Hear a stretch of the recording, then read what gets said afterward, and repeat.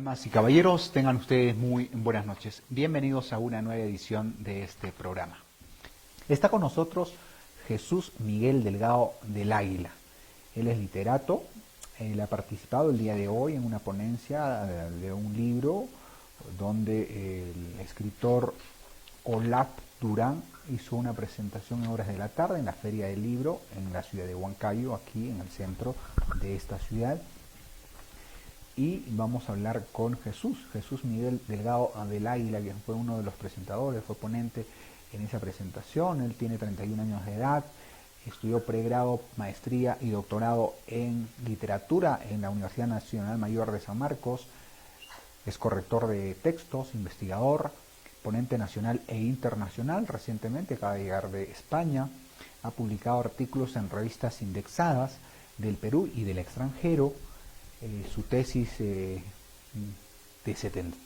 700 páginas, La ciudad y los perros de Vargas Llosa, y también representante de su universidad taekwondista, cinturón negro, y también es catedrático de universidades públicas y privadas del país. Está con nosotros Jesús Miguel Delgado del Águila para hablar sobre literatura. Muy buenas noches, Jesús. Sí, buenas noches, y estoy muy agradecido de que me hayas invitado a tu programa. Yo vengo de Lima, justo por este evento que se realizó por la feria del libro de Huancayo. Y bueno, estoy muy feliz de haber venido aquí, ¿no? La gente muy amable, muy acogedora. Y qué regalo más grato para poder hablar de literatura, ¿no? En esta ocasión, ¿no? La ciudad y los perros de Mario Vargas Llosa es un aporte tuyo como tesista en el pregrado para obtener la licenciatura. Cuéntanos de tu tesis en relación a Mario Vargas Llosa, el Nobel que tenemos y Orgullo del Perú. Claro, bueno, el estudio que yo hice fue todo un reto, ¿no? Porque abarcar a un premio Nobel, ¿no? Y más lo que tiene reconocimiento internacional, publicaciones, ¿no? Y diversidad de críticas que se han hecho al respecto. Fue un trabajo muy forzoso, ¿no? Muy personal, ¿no? Y lo vi como un reto más que nada para adquirir nuevos conocimientos y aprender bastante del premio Nobel, ¿no? Mi tesis tiene 700 páginas, ¿no? Y bueno, confronté, ¿no? Con todos los artículos, tesis, libros que se hicieron en torno a esta primera novela de Vargas Llosa, y también consulté bastante bibliografía, ¿no? Sobre el tema de la violencia y teorías literarias que estaban en boga, ¿no? En la Universidad San Marcos.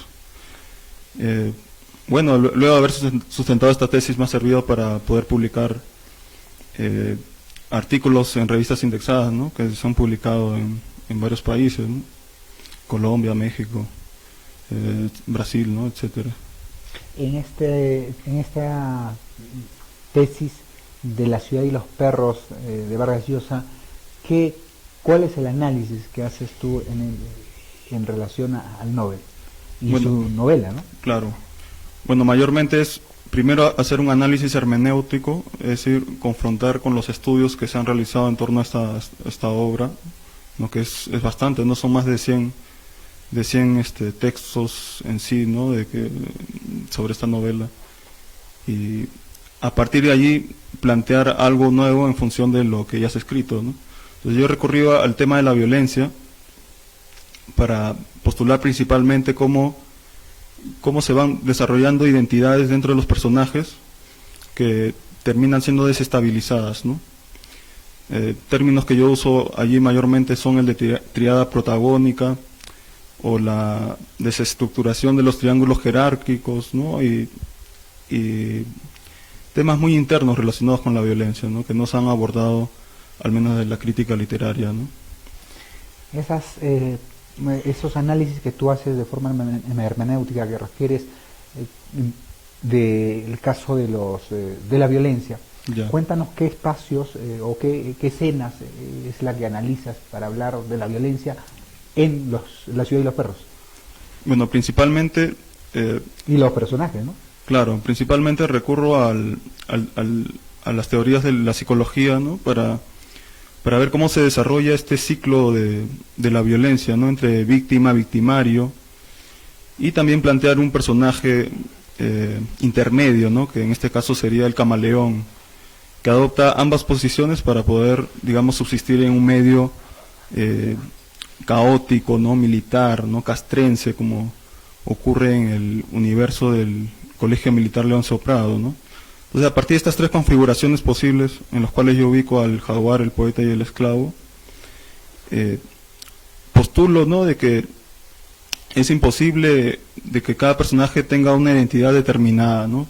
Constantemente está evolucionando, va adoptando un rol de cada uno de estos tres estadios, ¿no? Y finalmente la violencia es la que impide, ¿no? E imposibilita que los personajes cuenten con una identidad al menos previsible, ¿no? Eso, cuando tú desarrollas esos personajes, como hablas del jaguar, el poeta y el esclavo, y haces el análisis psicológico que precisas o de violencia para identificar a los personajes, ¿llegas a la conclusión de la desestructuración jerárquica que mencionas? Exacto. ¿Cómo así?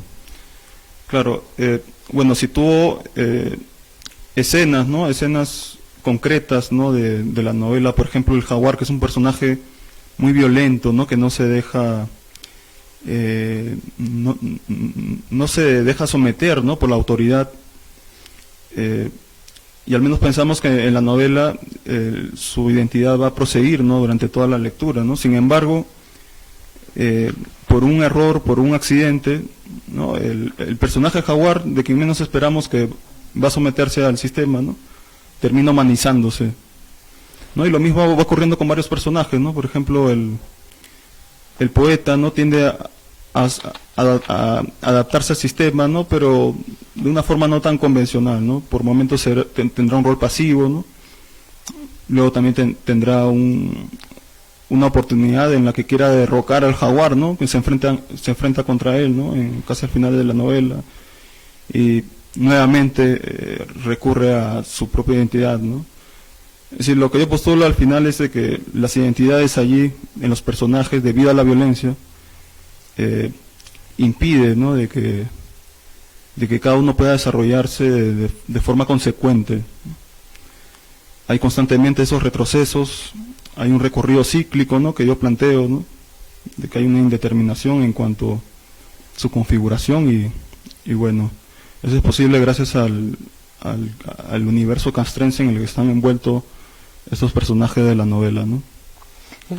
Eso es una realidad en la vida. Eso es algo objetivo, algo material en la vida y en la sociedad. Claro, yo creo que estando en el colegio, ¿no? En el mundo adolescente, ¿no? Cada quien busca una identidad, ¿no? Y constantemente los compañeros de clase no son del todo tranquilos, no son del todo pacíficos. Constantemente uno está luchando contra una posición, ¿no? Ya sea para bien o mal, ¿no? Y a la par también tenemos un tema que está al menos circulando últimamente, ¿no? Que es el bullying, ¿no? Y bueno, en el caso de la novela se puede apreciar eso, ¿no? La muerte del esclavo, ¿no? Simboliza cómo el sistema no ha podido hacer frente a esta situación de acoso, de agresión, ¿no? Y bueno, es una realidad que se aprecia constantemente, ¿no? La violencia verbal, física, ¿no? La no intervención muchas veces de los padres por el silencio que genera este tipo de maltratos, ¿no? Y el prestigio también de la institución, ¿no?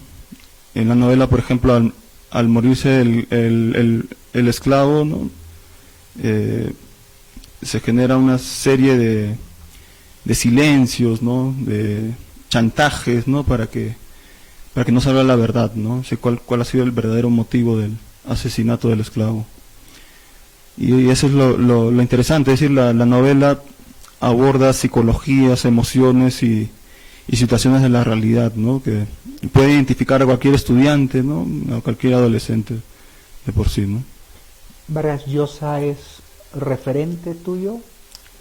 Claro, yo por ejemplo ingresé a la Universidad San Marcos, ¿no? 2007, y desde ya tenía en mente sustentar una tesis sobre Vargas Llosa, ¿no? Incluso la primera novela que leí fue La ciudad de los perros, ¿no? En el 2006.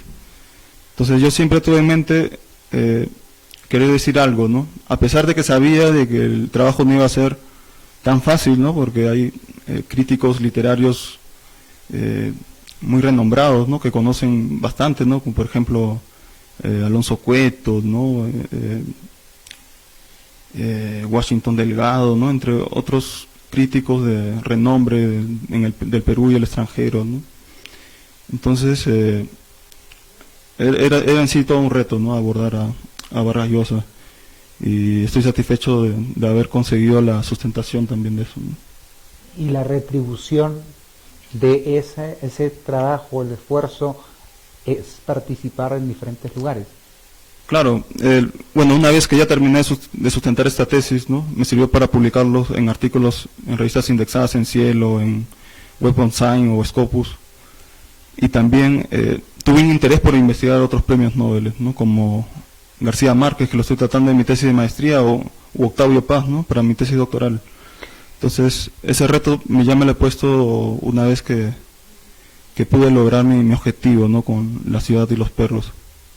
¿Satisfecho con Vargas Llosa? Claro, eso sí, ¿no? Sí, con mucho esfuerzo y dedicación, sí estoy contento de esa retribución, ¿no? Más el conocimiento que he adquirido, ¿no? De este trabajo de investigación, ¿no? Aparte del estudio que has hecho sobre los perros, la ciudad de los perros de Vargas Llosa, más allá, como persona, ¿qué piensas de Vargas Llosa? ¿Lo has estudiado como político, como literato, claro, o estudiante de Colegio Militar Renzo Prado, entre otras de sus facetas, cuestionadísimo seguro por algunos sectores por el tema de su vínculo parental con su sobrina, su prima, su tía, claro, entre otras? ¿Qué opinas tú de Vargas Llosa? Bueno, yo pienso que de cada persona siempre tenemos que rescatar, extraer lo que más nos conviene, ¿no? Es decir, en sí ni una persona es perfecta, no tiene sus errores, ¿no? Pero lo que yo más admiro en Vargas Llosa es su disciplina, ¿no? Su constancia, que es algo que yo he podido asimilar, ¿no? Trabajar casi, no sé, escribiendo 10, 12 horas, ¿no? Para poder publicar un artículo o investigar, ¿no? Tratar de recopilar toda la bibliografía existente sobre el tema que yo estoy investigando, ¿no? A la par también, algo que me interesa de Vargas Llosa es que siempre está a la par con las situaciones sociales contemporáneas, ¿no? Hace poco él hizo referencia o abordó el tema de la civilización del espectáculo, por ejemplo, ¿no? Los más media. Ahora último está también interviniendo sobre el feminismo, ¿no? Entonces la investigación que he hecho al respecto también como que ha hecho que yo tenga intereses en ese tipo de temas, ¿no? Temas sociales, temas contemporáneos, ¿no? La necesidad de estar publicando constantemente, participando o investigando, ¿no? A fondo. Entonces eso es lo que admiro de Vargas Llosa, ¿no? Y así voy encontrando otras virtudes en otros escritores también, ¿no? Cuando hiciste el acopio de información y la búsqueda de bibliografía para armar la tesis, te encontraste con Mario Vargas Llosa, admirar la isla cubana, y luego participar en un momento político en el país de representación de una propuesta ideológica. ¿Qué piensas de eso? Bueno, con respecto a la ideología que tiene Vargas Llosa en Centroamérica, ¿no? Y en general en Latinoamérica, es un tema que recién estoy investigando, ¿no? Y algo importante que Vargas Llosa plantea es el compromiso del escritor, ¿no? El compromiso con la política, con la sociedad, como también el hecho de no asimilar, ¿no? O no aceptar algún tipo de dictadura, ¿no? O algún tipo de malestar político, social, ¿no? Entonces, eso claro lo vemos en varias de sus novelas, ¿no? Por ejemplo en la fiesta del chivo, ¿no? o en la guerra del fin del mundo, ¿no? Como Vargas Llosa siempre tiene un rol activista, siempre está involucrándose también, no solamente desde la literatura, sino también desde la política, ¿no? De otros países. Entonces eso es lo que lo hace interesante, el hecho de que es un autor universal, ¿no? Un autor que pretende acaparar todo lo que ocurre en el mundo, ¿no? Y bueno, yo estoy ahí recién investigando sobre ese tema de la política, ¿no? Porque más estaba abocado a las novelas, ¿no? Pero para la tesis doctoral sí estoy recién introduciéndome en esos temas, ¿no? Que son en sí muy complejos. Estás trabajando sobre Gabriel García Márquez. La noticia, la crónica... Sí, noticia de un secuestro. La noticia de un secuestro. Eso es tu tesis de posgrado, de maestría, sí, ¿no? ¿Cómo va ese trabajo? ¿Cómo estás investigándolo? Bueno, esta tesis ya la había terminado en 2017, ¿no? Pero ahora está como requisito, ¿no? En todas las universidades del mundo, ¿no? En algunas facultades, ¿no? Solicitan la publicación del artículo científico, ¿no? En revista indexada, ¿no? Entonces fue a partir de ese momento en el que yo no solamente publiqué artículos de mi tesis de maestría, sino empecé a publicar todo lo que yo había trabajado durante 10 años, ¿no? en la San Marcos, ¿no? Del pregrado, la maestría, el doctorado. Y bueno, mi tesis ya está casi acabándose, ¿no? Me falta corregir unas cuantas pautas y bueno, sustentarlo, ¿no? ¿Qué has encontrado en tu investigación de García Márquez en esta novela? Bueno, principalmente la hipótesis era sustentar de que en un contexto en el que rige hay un término que yo estoy empleando que se llama macrocriminalidad, ¿no? Que se distingue de la criminología por haber presencia de atentados e intervención de narcoterroristas, ¿no? Que ponen en tensión a todo el universo político, social, ¿no? Y que dura un buen tiempo, ¿no? Entonces ahí empleo el concepto de macrocriminalidad y a partir de allí mi hipótesis es de que en un contexto como el que acabo de mencionar es imposible de que el gobierno, el Estado pueda actuar con democracia, con transparencia, ¿no? Conforme a la ley, ¿no? Ahora, ¿por qué digo esto? Porque en Noticia de un secuestro se observa, ¿no? Como Pablo Escobar tiene tanto poder de poder manipular las decisiones de los gobernantes, ¿no? Hasta el punto de llegar a cambiar las leyes, ¿no? Las leyes de la Constitución, ¿no? Es decir, tanto era su poder, tanto era el terror que causaba, ¿no? El miedo que generaba a la prensa, a los políticos, que llegó a generar todo eso, ¿no? Y eso es lo que quiero plantear, ¿no? Esta propuesta que haces con terminología incluido como macrocriminalidad, que refieres, tiene que ver con el narcotráfico, con la política de Colombia en el tiempo donde estaba Pablo Escobar. Claro, sí, exactamente. Yo abordo los 2 últimos decenios del siglo XX, ¿no? Entre 1980 hasta aproximadamente la publicación de este texto, ¿no? Que es 1996. Entonces,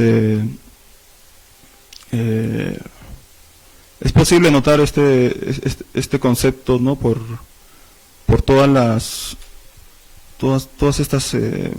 estas conexiones que existen entre la política, la sociedad, la criminología, las fuerzas del orden, las leyes, ¿no? Y eso es lo que me gustó, por ejemplo, ¿no? Porque justo la maestría en literatura que hice es sobre estudios culturales. Entonces me permitía hacer la conexión entre literatura con otras áreas disciplinarias, ¿no? Entonces he tenido que leer varios textos de criminología, de derecho, incluso de criminalística para entender cómo se desarrollan los actos homicidas y demás, ¿no? Algo de política, de sociología, antropología. Entonces, a partir de allí proponer algo que responda, ¿no? a los intereses de ese contexto, ¿no? Ese contexto va más allá de lo nacional, habla de macrocriminalidad, claro, porque entiendes que va más allá de las fronteras de Colombia y el narcotráfico y la política está más allá de un país. Es la dependencia, es la dependencia de países. no tanto es decir, el tema político. No tanto digamos que vaya más allá del país referido, ¿no? Sino de que va más allá en cuanto que permanece, es decir, son actos constantes que no se terminan, ¿no? Distinguirlo como dije hace un momento de criminología, ¿no? Una criminología normal es, por ejemplo, observar, no sé, robos en la calle, ¿no? Asesinatos, ¿no? Con victimarios específicos que se pueden reconocer, que se pueden meter presos, ¿no? En el caso de la macrocriminalidad son agentes, son entidades que permanecen durante años y que involucran otros espacios, otras esferas de la sociedad, ¿no? Claro. Instituciones. Involucra, claro, a la policía, al ejército, al Congreso, al presidente, ¿no? Sí, es más amplio el impacto. No es como, no sé, robo o alguien por allí roba una cartera y eso no podría ser macrocriminalidad, ¿no? Porque es una víctima específica, un victimario, ¿no? Con intereses personales específicos también, y puede ser reducida también esa acción, ¿no? En cambio la macrocriminalidad abarca ya todo un contexto, ¿no? Se involucran incluso ciudadanos inocentes y demás, ¿no? García Márquez, como un aspirante al Nobel, ¿qué sensaciones te provoca? Bueno, también mucha responsabilidad, más que nada, al igual que como me ocurrió con la tesis de La ciudad y los perros, ¿no? Sí, mucha responsabilidad por el hecho de que voy a hablar sobre un premio Nobel. Entonces, el hecho de documentarme bien, de proponer el concepto adecuado, ¿no? Y a la par algo que me motivaba bastante era escuchar las entrevistas que le hacían a García Márquez, ¿no? Que no necesariamente estaban vinculadas con su novela, es decir, toda la formación que él ha tenido para llegar a ser escritor, ¿no? Investigador. Es decir, todo lo que se va aprendiendo de la vida íntima y de sus escritos es importante y para mi caso es un motivador, ¿no? Y nada, sí me ha gustado el trabajo que he hecho. ¿Entre Vargas Llosa y García Márquez? Bueno, yo creo que cada uno tiene su potencial, ¿no? Yo he tenido la suerte de investigar más a Vargas Llosa que a García Márquez, pero sí he encontrado buenos resultados en ambos, ¿no? Son propuestas diferentes, ¿no? Géneros distintos también, ¿no? Temáticas. Entonces sí, yo rescataría ambos, ¿no? Ambos son buenos, ¿no? Ambos. ¿Qué se diferencia? ¿En qué? Por ejemplo, Vargas Llosa es más realista, pues, ¿no? Más realista, aborda más el tema político, ¿no? Mientras que García Márquez influye bastante su rol de periodista, ¿no? En este texto que yo he hecho para la tesis de maestría, ¿no? Es prácticamente una crónica, ¿no? O es un género que aún tiene diversidad de propuestas, no es un género definido, no es un reportaje novelado, una crónica. Por lo que he investigado tiene un montón de denominaciones, ¿no? Y aparte porque aborda el realismo mágico que se puede ver en 100 años de soledad, donde no tiene quien le escriba, ¿no? O novelas similares, ¿no? La dictadura, lo policial. Vargas Llosa sí aborda más temas, incluso ha incursionado en el teatro también, ¿no? Cuando tú haces tus trabajos en el caso en el proceso de tu formación, tanto en pre y posgrado, pero también vamos al tema realista, como dices, o un tanto de Vargas Llosa, tu desempeño como profesional en el mundo de académico e intelectual pasa por las editoriales, pasa por la corrección de textos. Tenemos en nuestro país formación académica, intelectual, a la altura del mercado, que demanda, me refiero al mercado que demanda, porque hay muchos textos y piratas, sobre todo en nuestro país, saliendo un poco de tu labor académica e intelectual. Ese mundo en la cual tú te desenvuelves, también separando tanto también la parte de la cátedra, ese mundo de las editoriales, es un nicho muy interesante en relación a los literatos. Bueno, el mundo de las editoriales, yo pensaría que debería ser primordial, ¿no? Incluso obligatorio para alguna persona que ha terminado la carrera de literatura, porque el contacto directo con los textos que se van a publicar, ¿no? La formación que empiezas a recibir con los jefes de tu trabajo, ¿no? Que te mandan a corroborar con textos de la Real Academia, ¿no? El manual de edición, el manual de ortografía, ¿no? El diccionario de la RAE. Entonces, esa es una labor que más que nada es aplicar tus conocimientos, ¿no? Es decir, es estar en práctica con el uso del lenguaje.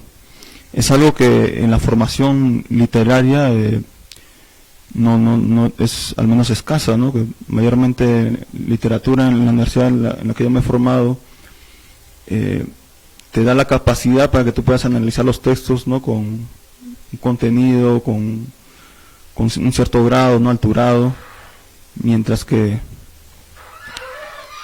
en las editoriales te exigen escribir correctamente, no estar actualizado con las reglas ortográficas también, ¿no? Entonces yo creo que sí es necesario, es imprescindible para que más adelante uno pueda escribir con pertinencia y enseñar también el lenguaje con pertinencia, ¿no? Que es lo más interesante de alguien que ejerce la literatura, ¿no? Pero nuestro país tiene una variedad, tiene particularidades, tenemos costa, sierra, selva, norte, centro y sur, tiene sus particularidades. La Real Academia de la Lengua es necesario para la corrección de textos. ¿Tú qué piensas? Bueno, yo pienso que cada texto que vaya a ser publicado, ¿no? Y que se va dirigido a un mercado, para un público, ¿no? Que espera a un especialista en literatura, a un especialista en redacción. Yo siento que sí debe haber esa formación, ¿no? Con respecto a las actualizaciones de la Real Academia, ¿no? Que no es ajeno, es decir, ahora todos podemos acceder a las normas, ¿no? Están en internet, ¿no? Todos usamos. Eso es parte la mayoría, ¿no? de lo academicista. Claro. Pero si vamos a publicar un libro en el norte, digamos en Tumbes, en Piura, tiene sus términos, digamos, un lenguaje, un castellano básico, provinciano de repente, igual en el centro del Perú, igual en la selva, ¿no? Y tenemos que recurrir a la Real Academia, a la RAE. Bueno, sí, es una pregunta compleja, incluso me estaría contradiciendo a lo anterior, pero así como me lo planteas, yo creo que no debe haber limitaciones para difundir la cultura, el arte, ¿no?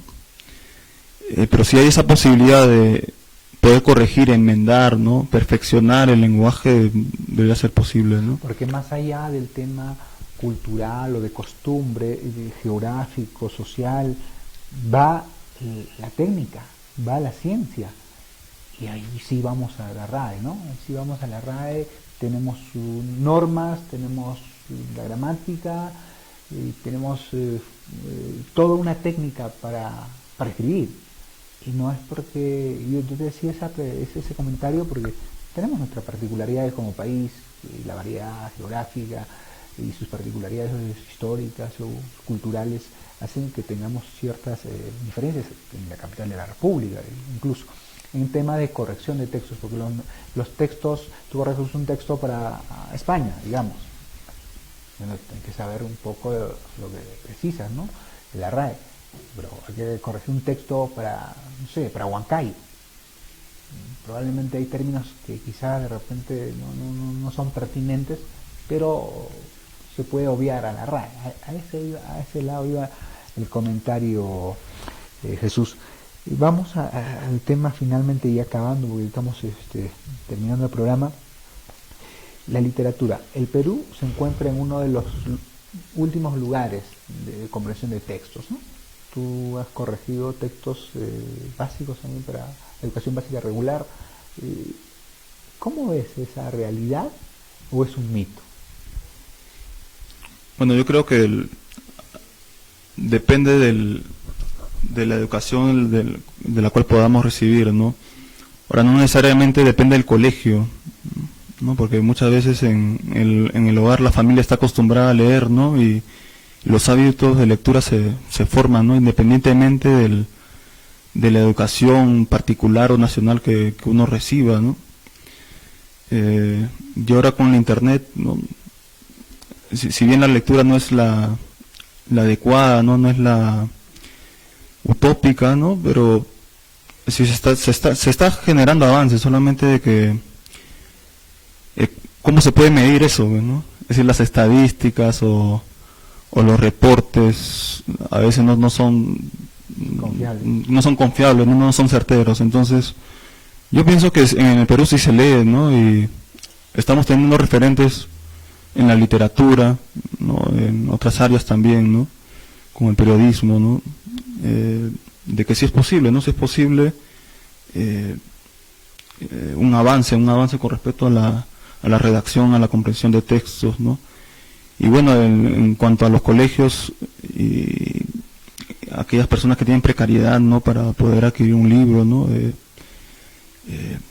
Bueno, habrá que haber una forma, ¿no? Una forma de apoyarlos, pues, porque en sí la cultura depende de nuestras lecturas, ¿no? nuestra base, nuestra educación, ¿no? Y eso es lo que quisiera. Jesús, ha sido un gusto conversar contigo. Tu experiencia en la parte académica e intelectual en relación, por ejemplo, a estos trabajos que has elaborado a Mario Vargas Llosa en La ciudad de los perros, es un aporte valiosísimo. Entiendo, como comentábamos o comentabas anteriormente en un diálogo interno, que es la tercera tesis en San Marcos sobre el autor, sobre Vargas Llosa. Sí, cuando yo estaba haciendo esta tesis en San Marcos, era la tercera que se estaba haciendo sobre Vargas Llosa, ¿no? Y la primera... No tenemos mucho estudio, digamos, sobre nuestro Nobel. Yo creo que es por ese susto, ¿no? Ese susto de no querer involucrarse o afrontar a un autor del cual ya se ha escrito muchísimo, ¿no? Porque demanda tiempo, demanda revisión bibliográfica, demanda incluso contar con asesores que estén especializados con el tema, ¿no? Y a veces eso no es posible, ¿no? En algunas universidades, ¿no? Y sí, mi tesis de La ciudad de los perros es la primera que está sustentada en San Marcos, ¿no? Y al menos eso me llena de orgullo o alegría. ¿Y el posgrado va a ser de Octavio Paz? Octavio Paz y su relación con las novelas de Vargas Llosa. De Octavio Paz también es la primera novela, la primera tesis que hay sobre ese autor, ¿no? Y también me siento que es un reto mayor al que me puse para la licenciatura, por ejemplo. Una analogía entre una comparación entre dos países o sus exponentes o sus referentes literarios para encontrar ciertas características o analizarlas, ¿no? ¿Qué es lo que te corresponde o qué lo vas a hacer? Claro. No, principalmente quiero relacionar el laberinto de la soledad, el ensayo de Octavio Paz, desde el punto de vista literario. Desde el punto de vista más que nada sociológico, ¿no? Y eso transferirlo al descubrimiento en las novelas de Vargas Llosa, ¿no? Cómo se transfiere, hay una ideología similar, ¿no? Latinoamericana en ese contexto, ¿no? Que se identifica por la violencia, la política, el rechazo a las dictaduras, ¿no? Y todo contemporáneos. Eso. Exacto. Jesús Miguel Delgado del Águila, gracias por participar en el programa. Gracias a ti. Moncayo, y nada, agradecerte una vez más. Muchas gracias. Jesús Miguel Delgado del Águila estuvo con nosotros, es un joven literato con pregrado, posgrado en San Marcos, el grado de doctor, estudios de doctorado en literatura de la Universidad Nacional Mayor de San Marcos, ponente nacional e internacional, recientemente acaba de regresar de España, ¿verdad?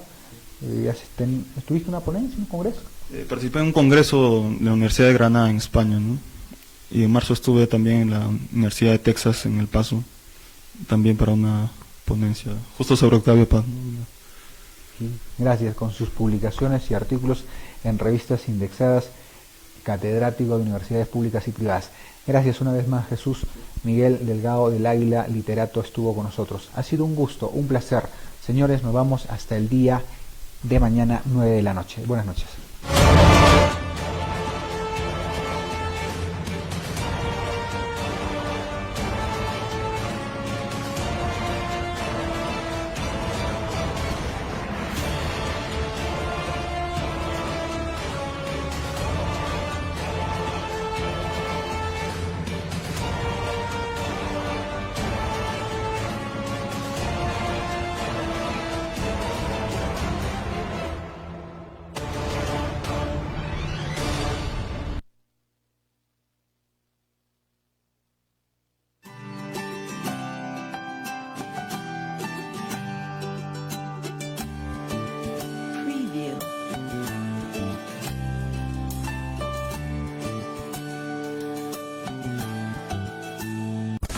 Impacto Televisión, Canal 47, pone a disposición sus horarios libres en alquiler para su producción de programas en vivo, noticieros, informativos, magazine, programas infantiles, programas juveniles y mucho más. Los beneficios que le brindamos: transmisión en vivo en señal abierta, cámaras profesionales.